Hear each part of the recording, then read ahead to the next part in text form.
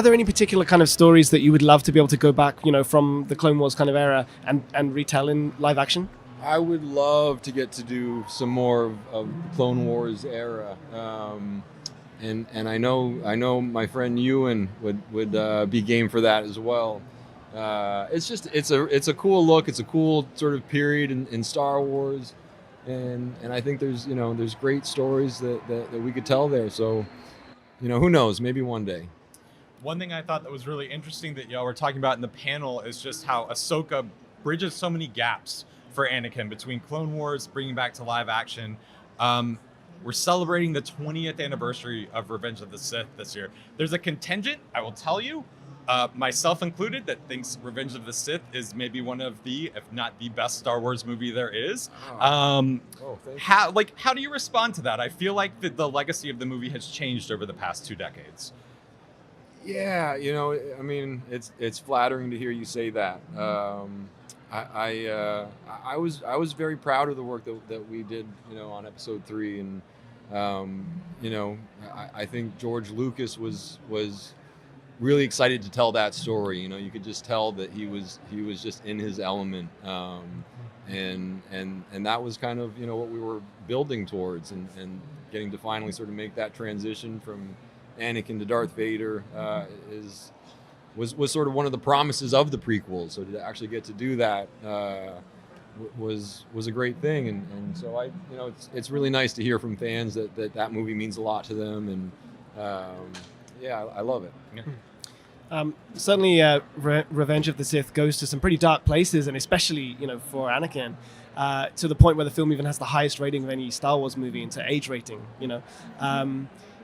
Looking back now, how do you feel about the tone of the movie as a Star Wars movie and as a piece to itself? I mean, it's definitely one of the darker of the Star Wars films, and George Lucas made some very bold choices, and I love that he did that, but he did it in a way that we could still digest, so.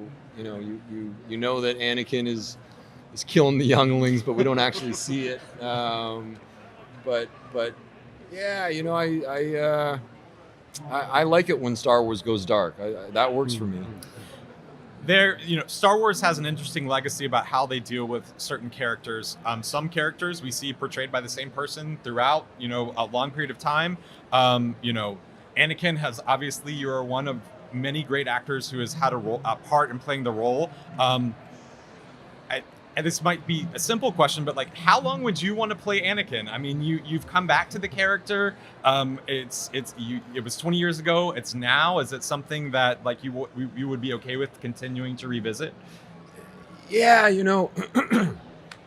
I mean, just the fact that we have the technical ability to do it, obviously It requires a little bit of de-aging, and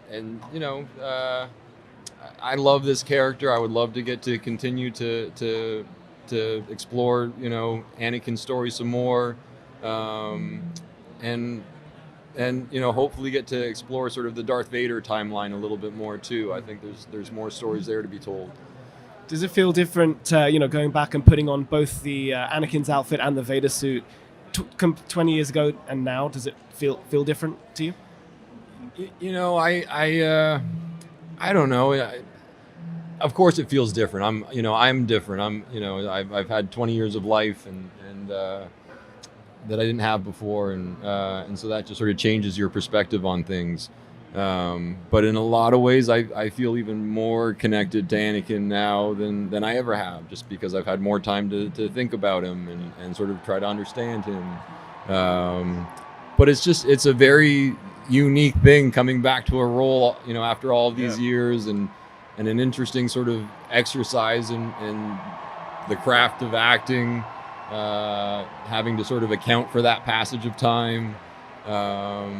But I feel very fortunate that I have the opportunity to do it.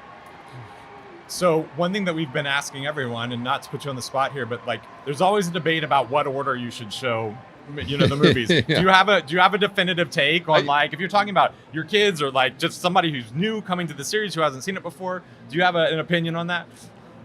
Not really. I don't know that there is a right way or a wrong way, and I think there's merit to both. I think George Lucas would like you to start with episode 1 because that's the story told in a linear fashion.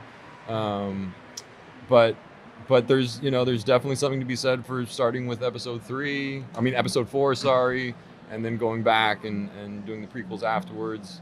But I don't know. I've thought about it myself because I'm yet to show my daughter the films, and so I asked myself that question too. Yeah.